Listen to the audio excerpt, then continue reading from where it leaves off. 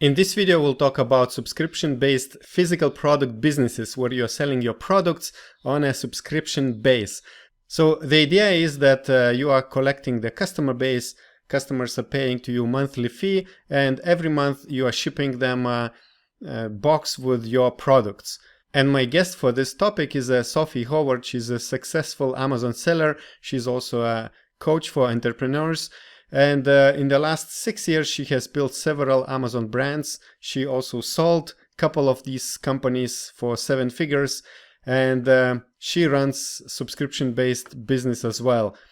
This interview, which you will see, was recorded a few years back, but I'm pretty sure that this information is still very important and useful for every Amazon seller and e-commerce business builder. And always, if you like videos like this where we talk to different Amazon experts, don't forget to subscribe below to the YouTube channel of Orange Click, click the notification bell as well. And now, enjoy the conversation.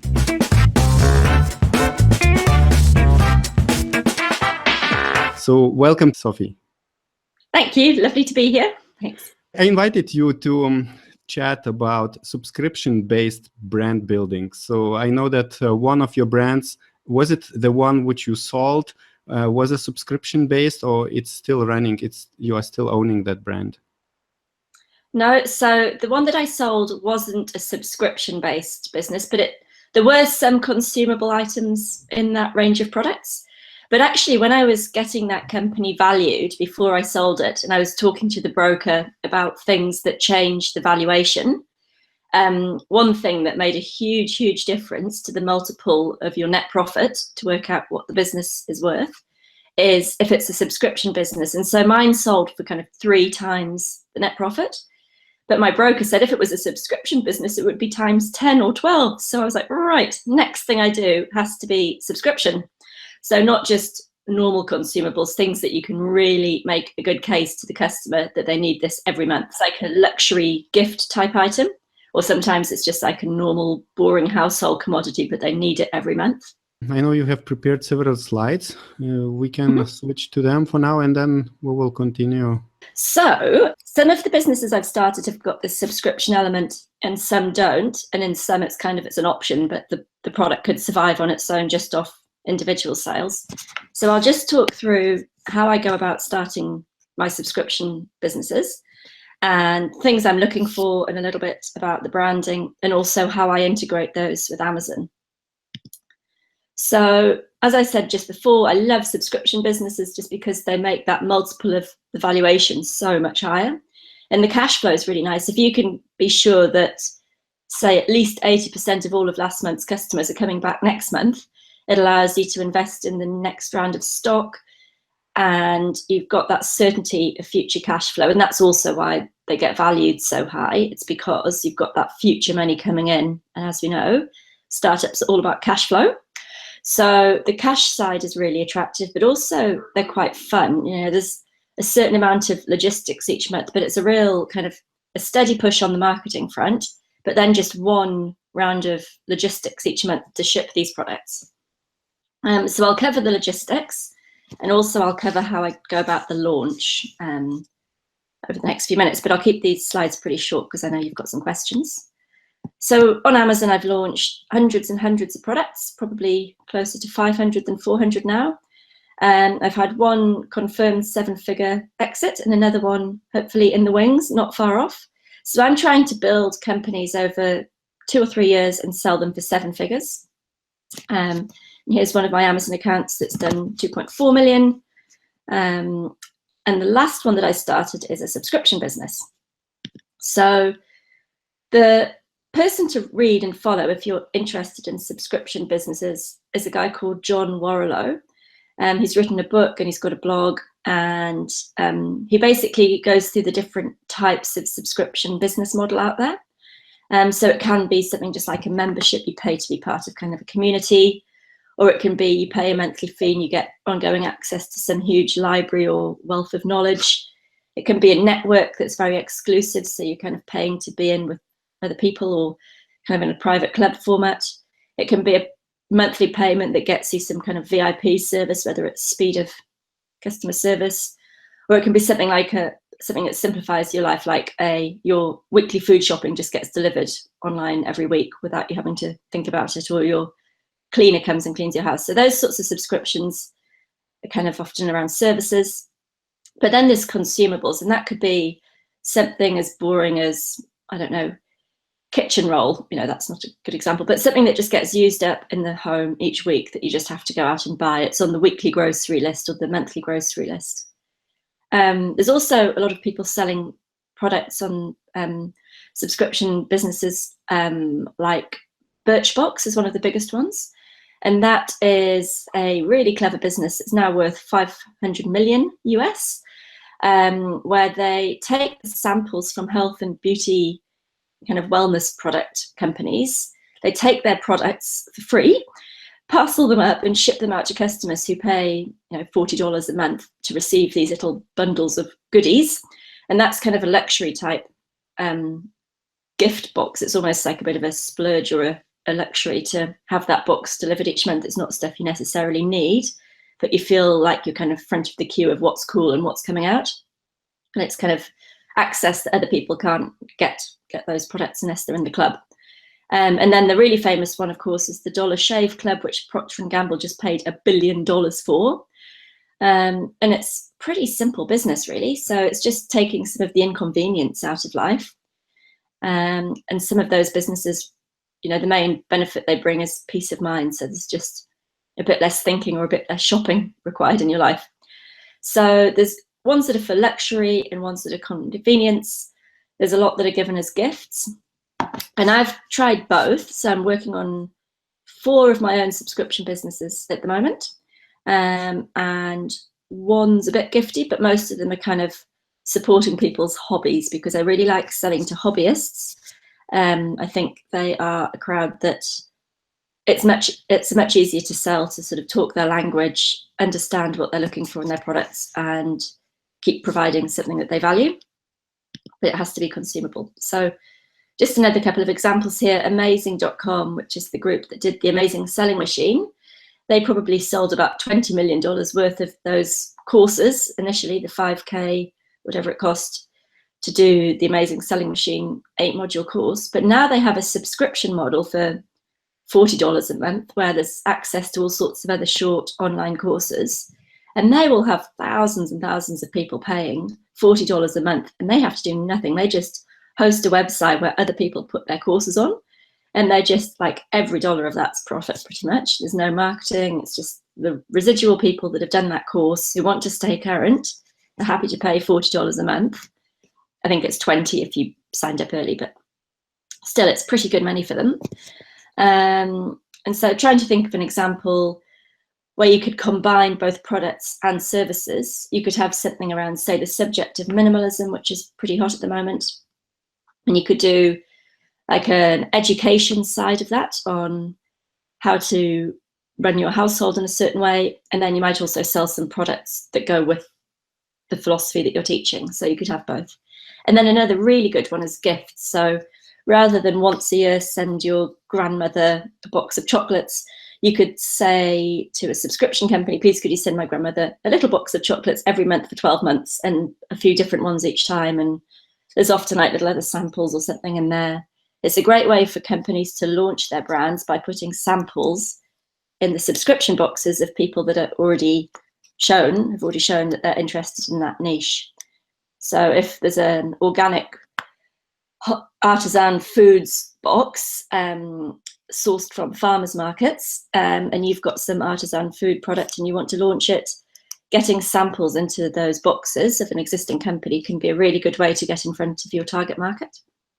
So I've been invited into Birchbox, which requires me paying for thousands and thousands of units of stock to gift to them. But that exposure and the marketing they do on my products, really, really valuable as well. So the way to integrate subscription businesses with Amazon, if you don't want to fully commit to separate warehousing and making your life quite complicated early on before you know if there's demand, you can actually box up your boxes, and they're called boxes usually, but mine are often in a padded envelope. It's actually really good if they do fit through a mailbox rather than be in an actual box. So a padded envelope that fits through a standard mail slot is really good. It keeps your costs right down. But you can prepare those and send them into Amazon and list them for sale. And then through your marketing, you can make your sales on the website, and then just do the fulfillment through Amazon. And you can even pay a little bit extra for Amazon to ship that product out from their warehouse in an unmarked box, so it doesn't have Amazon written all over it. And for the first few months, when you might have hundreds, not thousands of orders, you can do that, and it kind of can just be run off a spreadsheet with a VA manually once a month sending out the orders. And it's nice because you get some reviews on the product through Amazon sales of it. And it could be that you even put in the first, say, 6 months variations of the subscription business products. And then each month you're just shipping a different batch. I definitely recommend that everybody gets the same thing each month. You don't sort of start everybody on a cycle of month one when they sign up. You want it to be the same thing that gets shipped each month. It's much easier for your admin and logistics. But also on Amazon, if it's a consumable product, you can have a setting called subscribe and save applied to your listing. And if you don't see it as an option when you set up the listing, you can just email Seller Central and ask for it. And if your account's brand new, they might be a bit sticky about doing that, but usually I've had no problems with that, even on brand new accounts. And you can also put an insert card in with the physical product shipping from Amazon, just so that the customers know that there is this other service. So you want to be pretty careful with that. Certainly don't show any images on your Amazon listing or mention your subscription service on your listing, but as a small insert card with your website, when people go to it, they realize they can subscribe, it'll probably be okay. Calculated risk, of course. I mean, that was definitely in the grey area, the terms of service, but most insert cards have contact details for the company on, and I don't think there's anything too dodgy about that.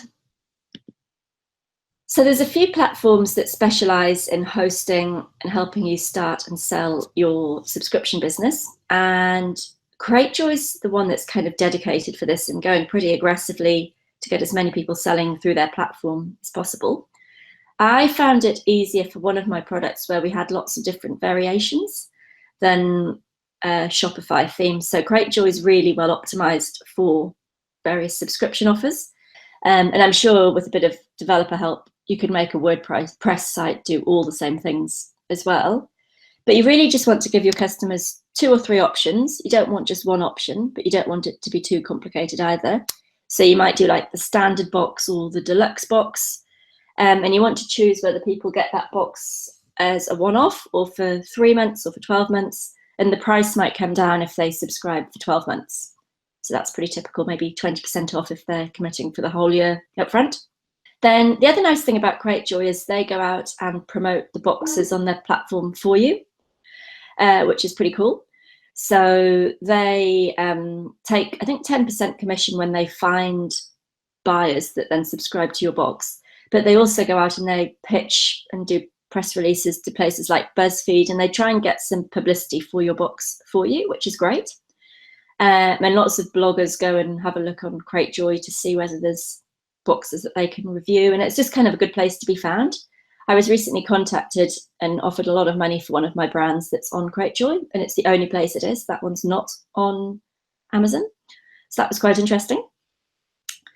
They also run a thing called Subscription School, and there's some great people behind Cratejoy. I mean, I've got no affiliation with them at all. Like, this is just my experience with them, but I think they're very generous education, helping people get started and make the platform very user-friendly. And the other really good thing is that you can use them as a one-stop shop for all the sourcing boxes, and they have a bunch of companies who can help with the shipping and logistics of your boxes. So that's good. Like I say, Amazon's fine short-term, and it's probably the place I'll start for most of mine. Just try it out on Amazon, and then if it looks like it'll scale, get it out to one of these other companies pretty quickly. And there's some good podcasts around subscription businesses too, so I'll send some links through to that later if anyone's interested. So when choosing products for a subscription business, it's kind of the same as I look for any Amazon products. So I like them to be a bit harder to source.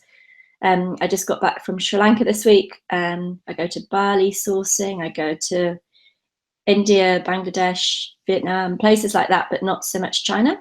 So I don't want something that is like 2 clicks away for somebody else to copy and find on Alibaba. So I really like a good margin, and my products are usually, if not always, the premium ones in the market. So I like to make sure that there's enough budget there to go and spend some decent marketing money finding and acquiring customers. So it's a slightly harder sell getting someone to subscribe to something rather than a one-off purchase. So you want to really have a good checkout page, good information about the product, really good images, and also something that might not be obvious, like something that they maybe can't buy in their local store. And you can do bundles with subscription businesses as well. So you might have kind of a basic version, but also a family pack size. Just thinking about one of the things we've subscribed to is a food delivery service where each week you get sent the ingredients and recipes to make really good food at home, rather than having to think through it and go to the supermarkets. And so when I subscribed to that, there was an option for sort of a couple eating gourmet food or a family eating for 4. Or I think there's a vegetarian option. So like there were a few variations there, and there was like lower price and premium price and lower volume and higher volume.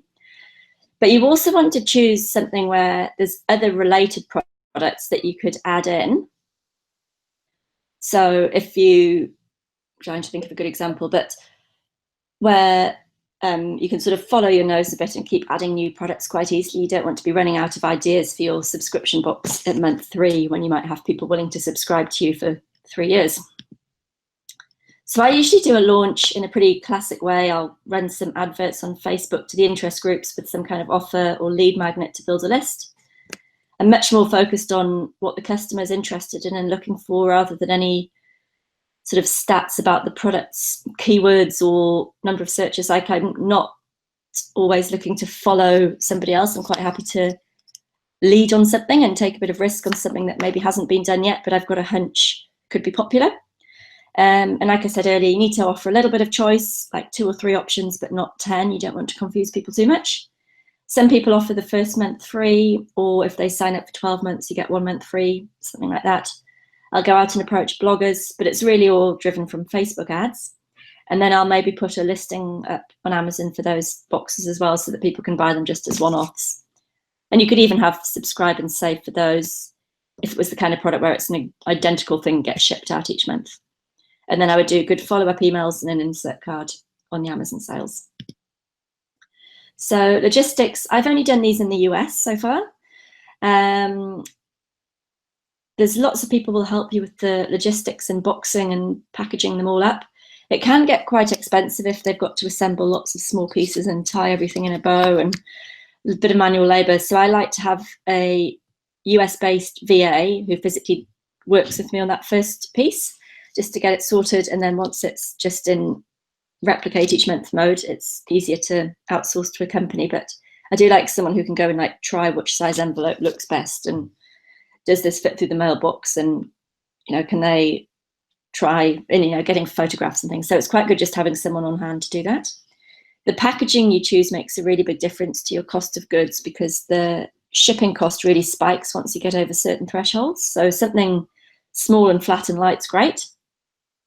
And if you've only dealt with Amazon before, another thing you'll have to do for the first time is work out how to take payments through some sort of merchant provider like PayPal or Stripe, who are notoriously tricky to deal with. So okay, thanks a lot for this concentrated information. Before I go deep into other questions, could you explain what does it mean brand for you? Because a lot of people might have different opinions. What does it mean and different understanding?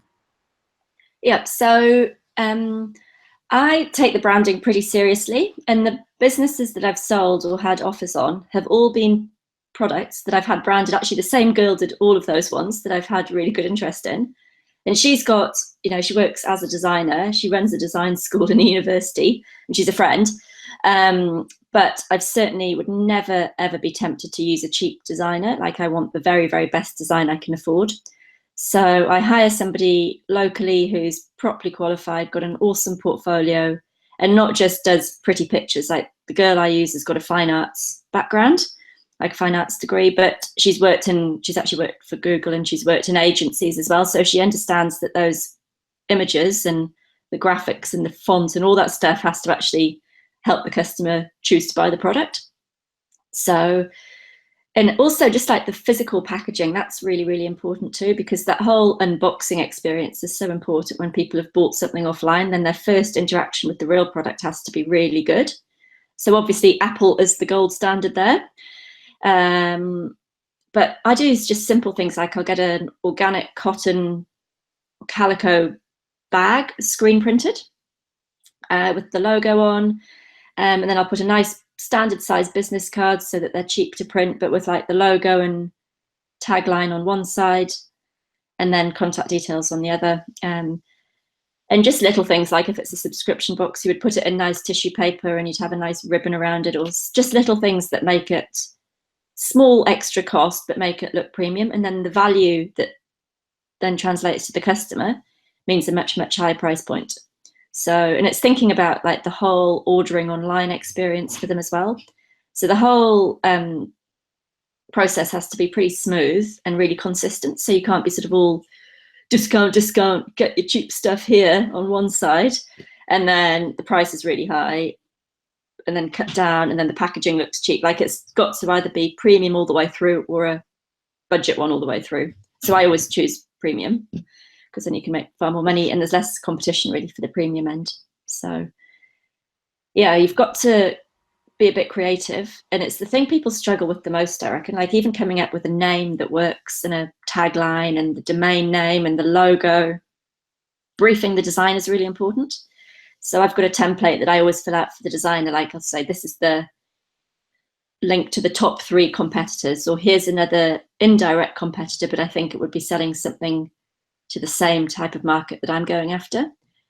So if somebody's selling organic shampoo and I'm about to go out and sell organic conditioner, I'll show them the top 3 brands that I like of the shampoo and say, these are the brands that are doing really well. They've got the biggest market share. And there's like the color of their logos and the tagline they use and the key features about their ingredients or whatever it might be that helps my designer then do a good job coming up with a logo and the whole look and feel of the website in a way that's kind of consistent with the customer I'm going after. And I do really generic names that I can put lots of products under later. So the whole idea of the brand is not only a logo or a company name, but it's a lot of about experience of the customer. Yeah, exactly. Yeah. Mm-hmm. So I'm still trying to put the pieces together. When you sell something on Amazon, of course, you cannot be subscription-based seller. So you said that you have your own website where you're offering something monthly. Yeah. So subscribe and save on Amazon is their subscription option. So people can save 5 or whatever % if they subscribe and they get that product sent every month. So I have that as a default on a lot of my listings. Mm-hmm. You said you have 4 brands which you are selling as subscription-based businesses. You said 3 of them are on Amazon. Yeah. And so there's 3 Amazon, and then of the 4, 3 are on Cratejoy or Shopify sites as well. So you have like a duplicate on Amazon and on your own website, kind of. Yeah. And ideally, I would ship them myself, through a sale on my website, and then a fulfillment house ships them each month. But short term, it can be easier just to have a VA do fulfillment orders straight out of Amazon, like do the sale on your website, which might be Cratejoy or on Shopify, have the sale happen there, and then for the fulfillment, once a month, just ship the stock out of Amazon if it's all boxed up and ready to go. So it could be called a gift pack of whatever on Amazon, and you might have 6 SKUs, and then they're for sale while they're in storage as well, which is good. And then anybody that does buy them in their insert card will learn that they can have a different one of those each month if they subscribe. And on your own websites, you are selling 1 product per month. Like when people get a box, how many products do you offer inside the box? For the main one, it's 2 different products, and there's 3 options for them to choose from. And the other ones are just a single one item every month? No, the other one, I've got one that'll have 3 or 4 items in usually, and one that'll have 2 items in as well. But I've actually got 2 different subscription offers that are kind of complementary. So when people are on the checkout page of one of them, they'll be offered to subscribe to this other subscription box and save $10 if they get 2. So that would be 2 lots of 2 products that they would pay $40 a month for. And do you offer the same pricing on your own websites, the same like on Amazon?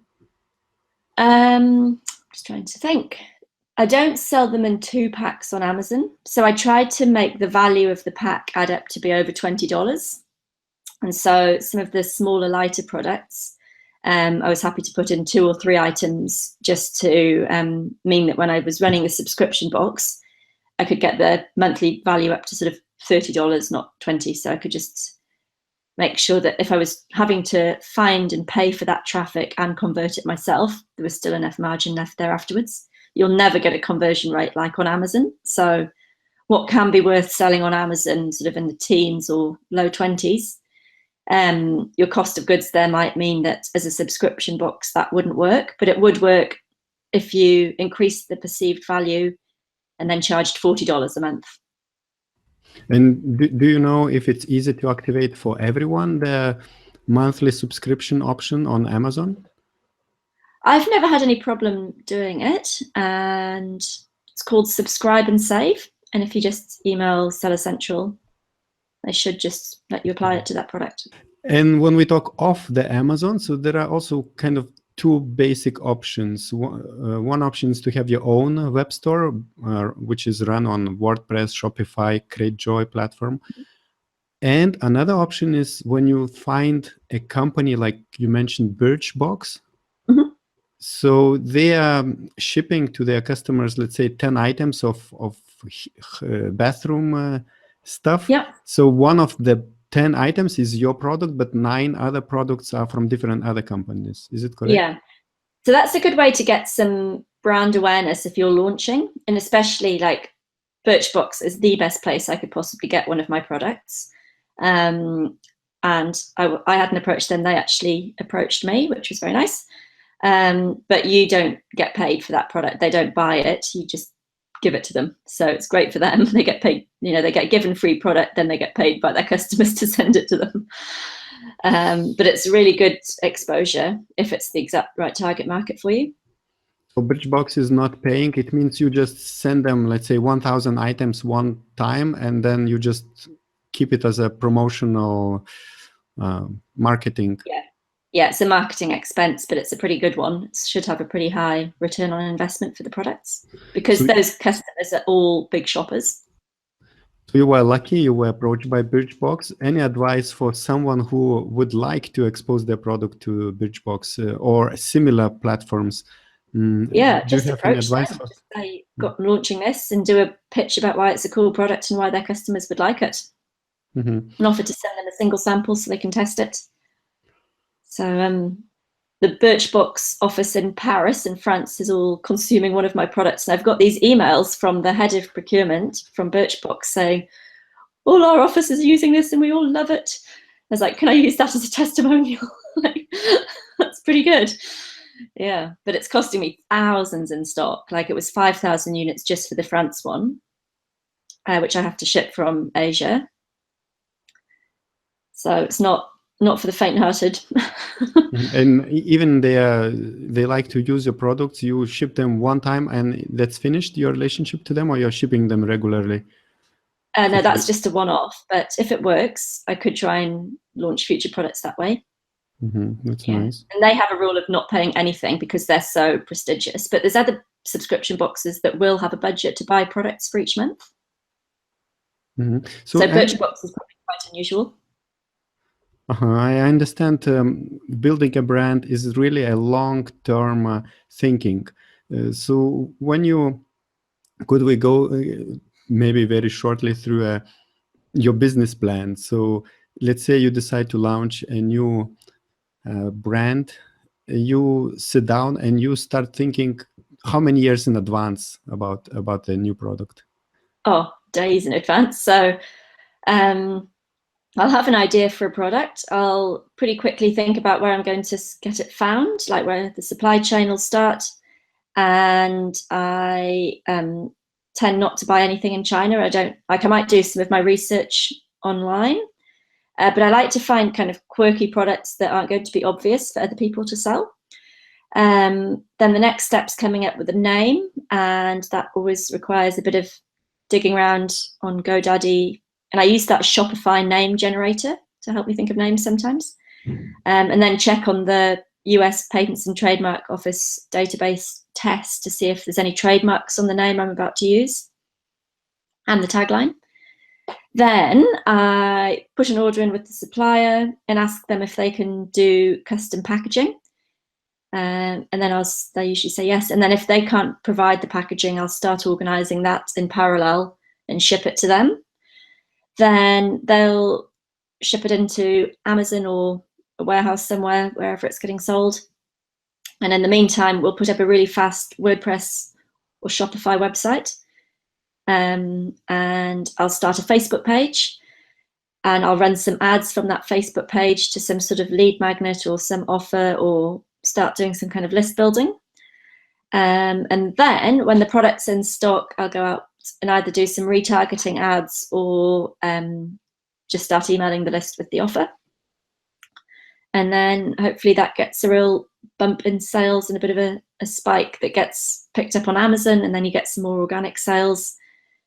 But I do it pretty fast, so I've got not many moving parts and not many delays. So like I've got one designer who'll do the logo, the website, the image stacks. I've got one tech guy who'll set up the landing page, and we use Entreport for all the CRM. So I'll write the emails, he'll load them up so that they all get sent out sort of staggered.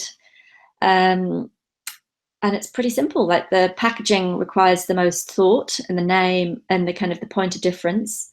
And I do quite a lot of competitor research, and then I look at potential partners who could write, be whether it's a blogger or whether it's some journal or magazine to pitch it to. So I don't have sort of a set formula. It really just depends on the product and where the customers for that type of product hang out online.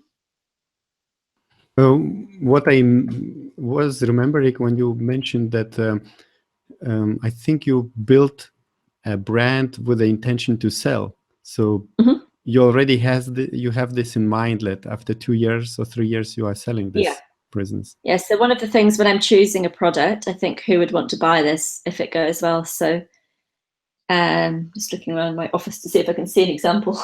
But say you've got like some organic premium version of something, there's probably a really big, boring corporate out there who can't sell to millennials because, their brand story doesn't really match with the personal shopping preferences of millennials, who are very fussy about the supply chain, and they want to know that things are ethically sourced, and they want to know about the environmental impact and things, like just totally different ways of reviewing a product to buy. So I usually sell to millennials, and I always make sure that I have that good supply chain and good quality products. And they quite like the fact that there's no middleman. Like they often quite like not to be buying from a big corporate.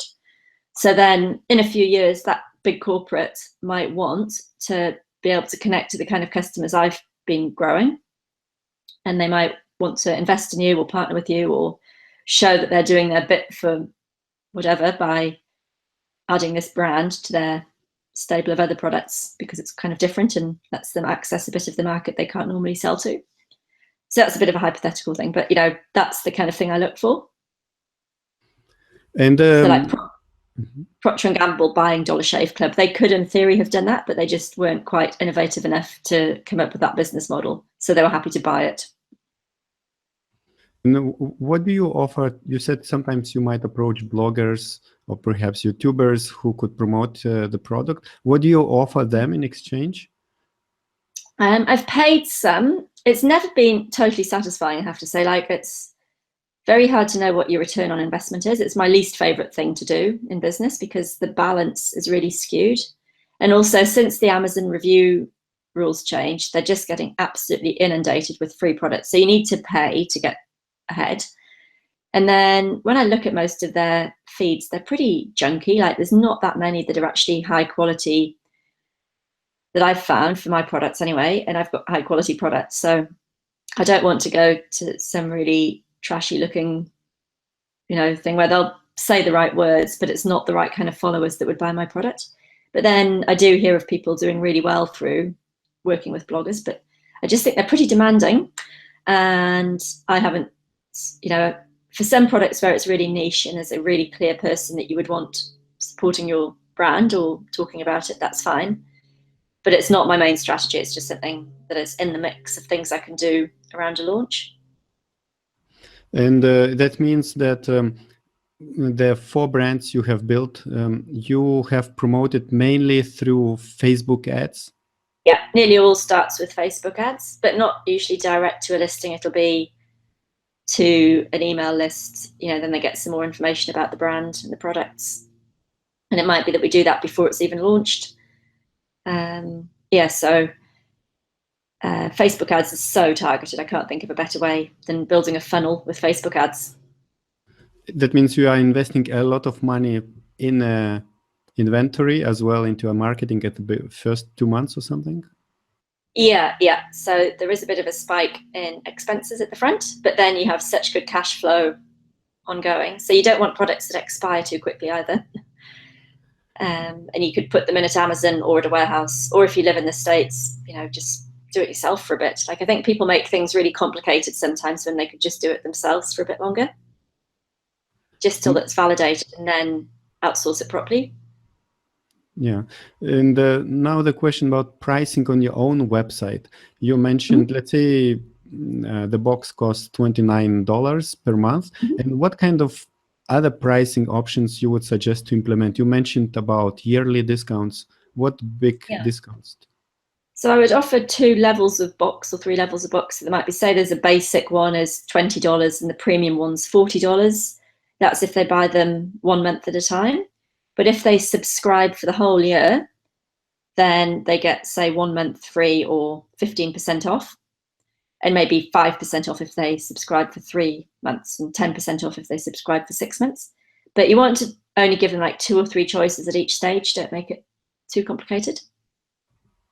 And so brand is important to protect in the online space. Do you buy trademarks, and how do you protect all your brands? I've done 2 trademarks out of all the brands I've had, and not straight away. I've done them after the brands are really taking off and I know that they're going to go well. So I don't do it as standard at the beginning, but if it looks like it's something I might sell, I'll get that trademark filed early. That's nice. So you mentioned that you are selling products to hobby lovers. Let's say my hobby in the past used to be magic tricks. Would you do you think if someone it's a community of magicians, you would be selling, let's say, cards every month or something like that? Yeah, so you'd have to think through, is there a business there where you could sell something new and different each month? But it could be that you have some physical thing that ships each month, but also there's like an online membership that they pay for the magic circle or whatever, and they get new training or like ways to do tricks or clips, interviewing top magicians and how they prepare or their stagecraft, or like some insider knowledge that most people can't get hold of. And then you charge for that through the membership model, as well as selling the physical products. So it could be that you sell them both separately, or you do the bundle and they get, online video trainings and a pack of cards to practice that trick with, or a rabbit or whatever. So that's a good one. Like, people would pay for that. They pay for the skills and they pay for the products. And then they pay a premium that you've put the 2 together for them and are teaching them how to use the products.